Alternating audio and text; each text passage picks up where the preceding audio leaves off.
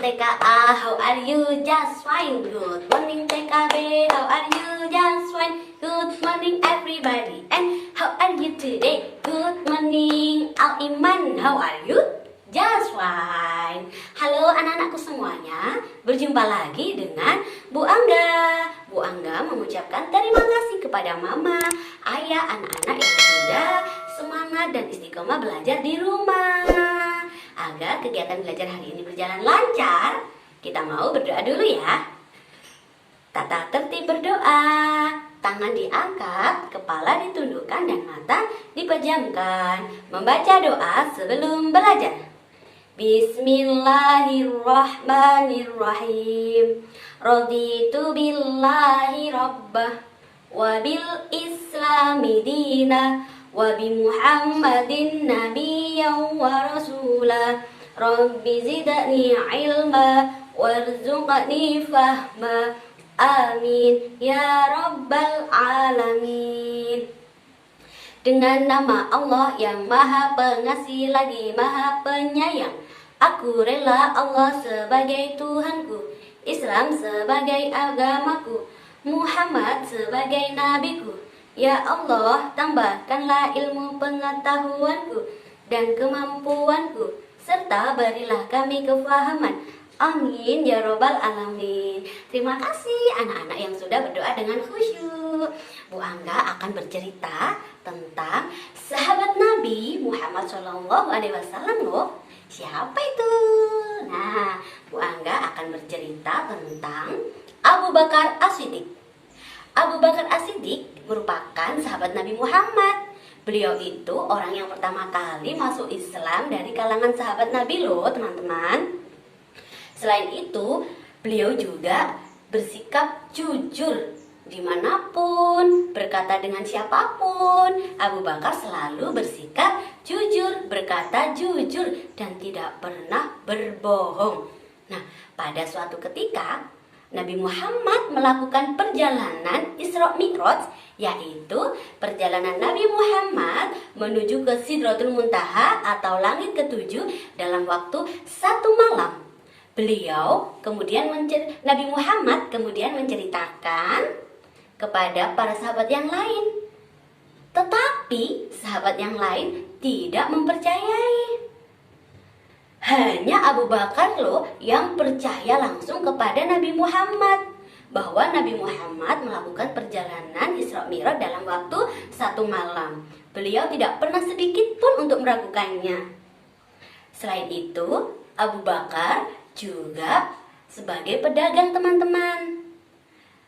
Saat berdagang, beliau tidak pernah mengurangi timbangan dan selalu jujur kepada pelanggan.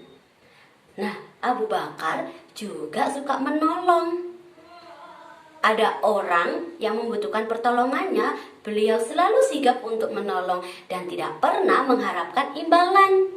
Semua harta Abu Bakar diberikan kepada Islam. Semua hartanya itu diserahkan untuk kepentingan Islam. Beliau itu sangat ikhlas dan tidak pernah mengharapkan imbalan sedikit pun. Karena kejujurannya, beliau Abu Bakar dijuluki sebagai As-Siddiq, yang artinya orang yang membenarkan. Apa teman-teman? Orang yang membenarkan. Nah, itu tadi cerita dari sahabat Abu Bakar As-Siddiq.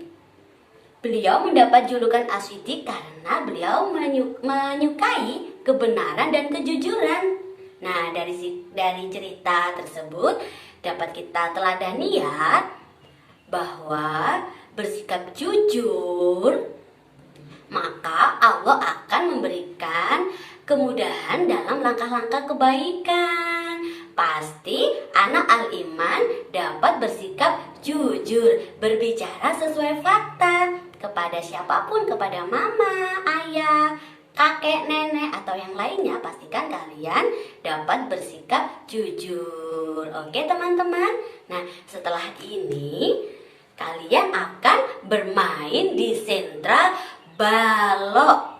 Nah, pastikan kalian fokus ya. Bermain di sentra balok bersama Bu Indi. Silahkan Bu Indi.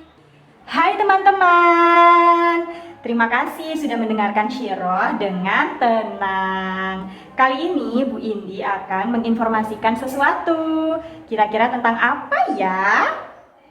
Tapi sebelumnya Bu Indi mau mengajak teman-teman untuk bernyanyi satu lagu. Judulnya adalah Tubuhku. Nah, teman-teman boleh loh ikut bernyanyi bersama dengan Bu Indi. Kita nyanyikan bersama-sama ya teman-teman. 1, 2, 3. Di atas kepala rambut namanya, di atasnya mata alis namanya, di atasnya bibir kumis namanya, di atasnya leher dagu namanya, yang memakai gelang tangan namanya, yang memakai cincin jari namanya, yang memakai baju badan namanya, yang memakai sepatu kaki namanya. Oke, Bu Indi punya informasi apa ya? Nah, sebelum membuka ensiklopedinya, kali ini Bu Indi akan memberikan informasi tentang beberapa dokumen pribadi teman-teman, yaitu KTP dan KIA. Oke, sekarang kita buka bersama-sama yuk ensiklopedinya. 1, 2, 3. Open please. Wah, ada gambar apa ya teman-teman? Iya, ini adalah gambar beberapa orang yang berasal dari berbagai macam negara. Nah, teman-teman, my friend, sebagai salah seorang warga negara, khususnya negara kita Indonesia, pastilah warga negaranya diwajibkan untuk memiliki sebuah identitas resmi teman-teman.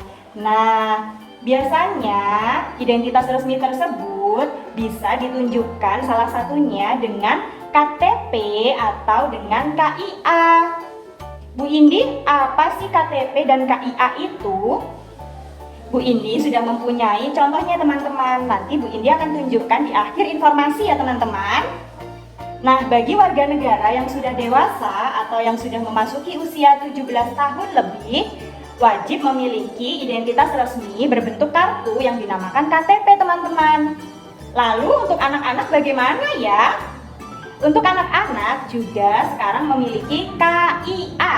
Kalau KTP adalah kartu tanda penduduk. Kalau KIA adalah kartu identitas anak.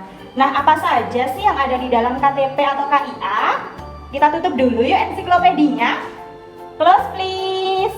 Oke teman-teman, di sini Bu Indi sudah menyediakan contoh KTP dan KIA. Apa saja sih yang tertera atau tercantum di KTP dan KIA? Kita lihat bersama-sama yuk. Nah, ini adalah contoh KTP teman-teman. Nah, KTP adalah kartu tanda penduduk yang wajib dimiliki oleh orang yang sudah dewasa. Kemudian selanjutnya ada contoh KIA teman-teman yang bisa dimiliki oleh anak-anak. Nah, sebetulnya antara KTP dan KIA hampir sama teman-teman. Yang tertera di dalamnya adalah NIK, yaitu nomor induk kependudukan, kemudian nama si pemilik kartu, tempat tanggal lahir, alamat, jenis kelamin, dan juga masa berlakunya. Untuk KTP yang sekarang teman-teman, masa berlakunya adalah sudah seumur hidup, jadi sudah tidak perlu diperbaharui lagi. Nanti ketika teman-teman sudah dewasa, KIA ini bisa diganti dengan KTP teman-teman, ketika teman-teman sudah menginjak usia 17 tahun.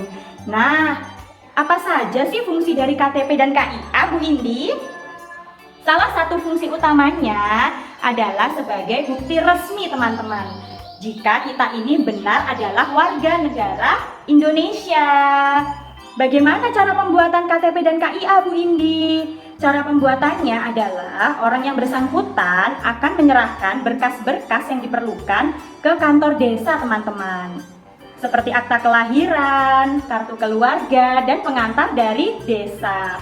Kemudian setelah berkas-berkas tersebut sudah diselesaikan di kantor desa, barulah akan dialihkan ke kantor kecamatan.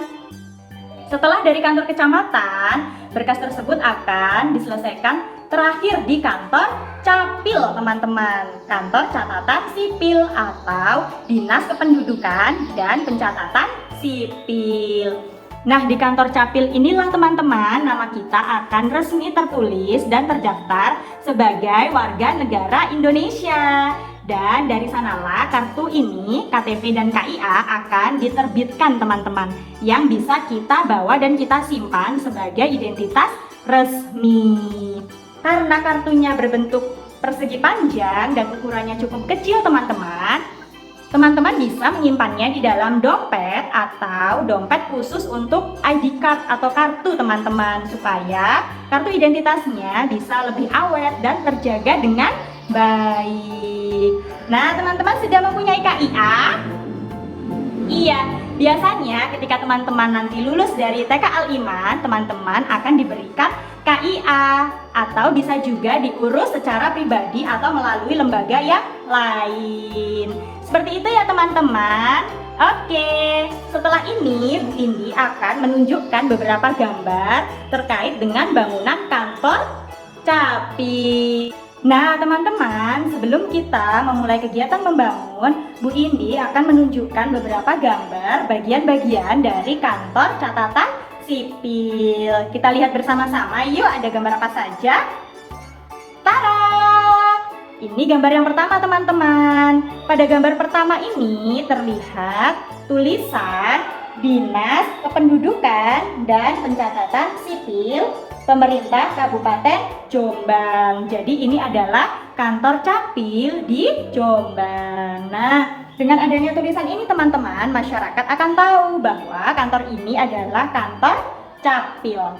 Di halaman depan terdapat tanaman hias teman-teman, yang menjadikan kantor Capil Kabupaten Jombang menjadi lebih indah dan asri. Oke, gambar selanjutnya, ketika teman-teman sudah melewati pintu gerbang atau tulisan Dinas Kependudukan dan Pencatatan Sipil, teman-teman akan menjumpai pintu masuk teman-teman. Nah, biasanya di sana akan disambut oleh salah satu petugas dari kantor Capil dan menanyai, ada keperluan apa Pak? Ada yang bisa dibantu Bu? Seperti itu. Oke. Nah, selanjutnya ketika sudah dipersilahkan untuk duduk, teman-teman bisa duduk dan menunggu di ruang tunggu teman-teman. Wah, ramai sekali ya. Banyak orang yang mempunyai keperluan di kantor catatan sipil. Di dekat ruang tunggu teman-teman juga terdapat meja administrasi, yang di sana sudah terdapat beberapa pegawai kantor Capil yang bertugas sebagai administrasi. Oke, gambar selanjutnya adalah, nah ini adalah ruang pegawai kantor catatan sipil teman-teman, di mana ruang pegawai ini berfungsi untuk para pegawai kantor Capil melaksanakan atau menyelesaikan tugas mereka masing-masing. Kemudian teman-teman juga akan menjumpai ruang diskusi. Nah, bentuknya seperti ini teman-teman. Ruang diskusi ini berfungsi untuk tempat berkumpulnya beberapa anggota atau pegawai dari kantor Capil untuk rapat teman-teman atau mendiskusikan sesuatu. Yang terakhir, teman-teman akan menjumpai ruang atau ruangan Kepala Dinas Kependudukan dan Pencatatan Sipil. Biasanya di dalam ruangan pribadi terdapat apa teman-teman? Ada lemari, ada meja khusus. Nah, seperti itu ya teman-teman ya. Oke. Setelah ini kita akan membangun kantor catatan sipil di sentra Balok. Sudah siap teman-teman? Oke. Hai teman-teman, sudah siap membangun? Mau membangun apa kita hari ini? Iya, kantor catatan sipil atau kantor Capil. Di sini Bu Indi sudah membangun kantor Capil Kabupaten Jombang. Sesuai dengan gambar yang tadi Bu Indi tunjukkan, kita lihat lagi yuk bagian-bagian yang ada di dalam kantor Capil. Yang pertama, teman-teman bisa membangun gerbang utama atau pintu masuk dari kantor Capil teman-teman. Di halaman depannya, teman-teman bisa menambahkan unsur-unsur dekorasi seperti tanaman, kemudian mobil-mobilan, atau air mancur. Nah, ketika teman-teman sudah memasuki pintu utama, teman-teman akan menemui apa teman-teman? Ruang tunggu, di mana para tamu atau para masyarakat yang ada keperluan bisa menunggu di ruang tunggu dan di ruang administrasi. Kemudian ada ruang karyawan atau ruangan pegawai kantor capil. Kemudian ada ruang meeting teman-teman, di mana beberapa pegawai kantor capil melakukan pertemuan atau diskusi. Dilanjutkan dengan ruangan kepala kantor capil atau pimpinan kantor capil. Nah, yang terakhir teman-teman, Bu Indi menambahkan ruangan arsip teman-teman, di mana di ruangan ini terdapat banyak sekali lemari-lemari besar yang isinya adalah arsip-arsip atau dokumen-dokumen penting. Teman-teman juga bisa loh menambahkan pintu keluar teman-teman. Nah, menarik sekali kan membangun kantor capil? Sudah siap membangun? Aturan bermain di sentra balok. 1. Membangun di atas alas. 2. Teman-teman bisa membangun dengan benda-benda yang ada di rumah. Pastikan yang ketiga, teman-teman recalling bersama mama dan ayah. Dan yang keempat, jangan lupa beres-beres. Oke teman-teman, Bu Indi percaya teman-teman pasti bisa. Sudah siap membangun? Siap? Let's go! Wah, seru sekali kegiatan membangunnya. Hebat teman-teman. Oke, sebelum Bu Indi akhiri kegiatan, Bu Indi mau mengajak teman-teman untuk melakukan satu kegiatan lagi. Apa ya? Kegiatannya adalah mencetak bentuk persegi, kemudian menggunting, menempel, dan menggambar dari bentuk persegi. Sebelumnya, Bu Indi akan menginformasikan alat dan bahan yang akan kita gunakan. Oke, kita akan menyediakan kertas warna teman-teman. Boleh dari kertas HVS warna atau kertas origami, atau boleh juga teman-teman menggunakan kertas yang ada di rumah. Kemudian kita akan menyiapkan kertas HVS putih teman-teman. Alatnya ada apa teman-teman?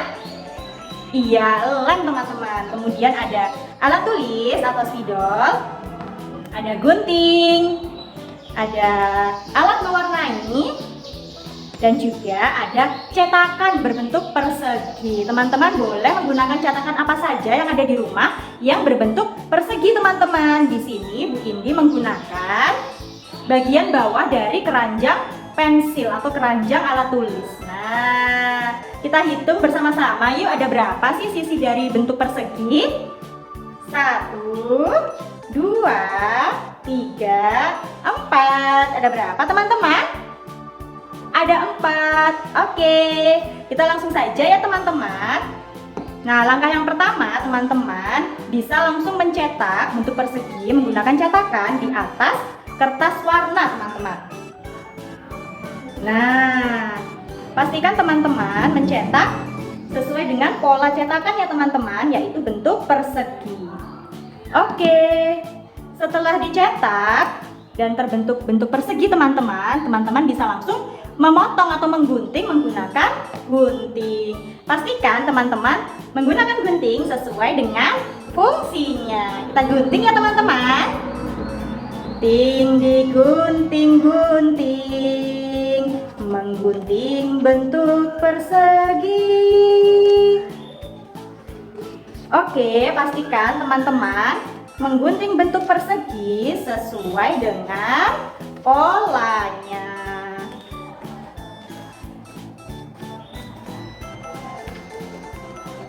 Nah, kemudian teman-teman setelah terbentuk bentuk persegi, teman-teman bisa langsung menempelkan di atas kertas HVS putih teman-teman. Oke, kita lem ya teman-teman.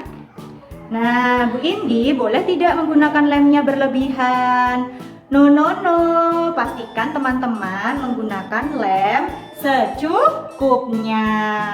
Oke, kita tempelkan ya teman-teman. Nah, sudah tertempel teman-teman. Selanjutnya teman-teman bisa menggambar dari bentuk persegi. Jadinya seperti apa Bu Indi? Tara, ini adalah gambar Bu Indi teman-teman. Bu Indi menggambar kantor Capil Jombang. Nah, teman-teman juga bisa loh menambahkan gambar apa saja di sekitar bentuk persegi. Dan teman-teman bisa menggambar sesuai dengan kreativitas teman-teman sendiri. Boleh menambahkan tanaman, awan, dan gambar yang lainnya. Oke. Bu Indi percaya teman-teman bisa fokus, tuntas, dan mengikuti aturan mama dan ayah. Sudah siap teman-teman? Selamat mencoba. Alhamdulillah hari ini teman-teman sudah berkegiatan di sentra balok. Sebelumnya Bu Indi mau merecalling dulu ya teman-teman. Sudah membangun apa kita hari ini? Iya, membangun kantor catatan sipil. Nah, ada bagian-bagian apa saja ya di dalam kantor catatan sipil? Yang pertama ada gerbang utama, kemudian pintu masuk, dilanjutkan dengan ruang tunggu dan ruang administrasi. Kemudian ada ruang pegawai kantor capil, ruang diskusi, dan juga ruangan kepala kantor catatan sipil. Hebat teman-teman. Oke, sebelum Bu Indi akhiri kegiatan, Bu Indi mau mengajak teman-teman untuk melafazkan surat Al-Asr ya teman-teman. Tata tertib berdoa. Tangan diangkat, kepala ditundukkan, dan mata dipejamkan. Melafazkan surat Al-Ashr. Bismillahirrahmanirrahim. Wal ashr. Innal insana lafi husn illal ladina amanu wa amilus solihati wa tawasau bil haqqi wa tawasau bis sabr. Amin ya rabbal alamin. Oke teman-teman, pastikan teman-teman selalu menjaga protokol kesehatan 5M. Mencuci tangan dengan sabun, memakai masker, menjaga jarak, menjauhi kerumunan, dan membatasi mobilitas. Sampai berjumpa di kegiatan selanjutnya. Wassalamualaikum warahmatullahi wabarakatuh. Dadah!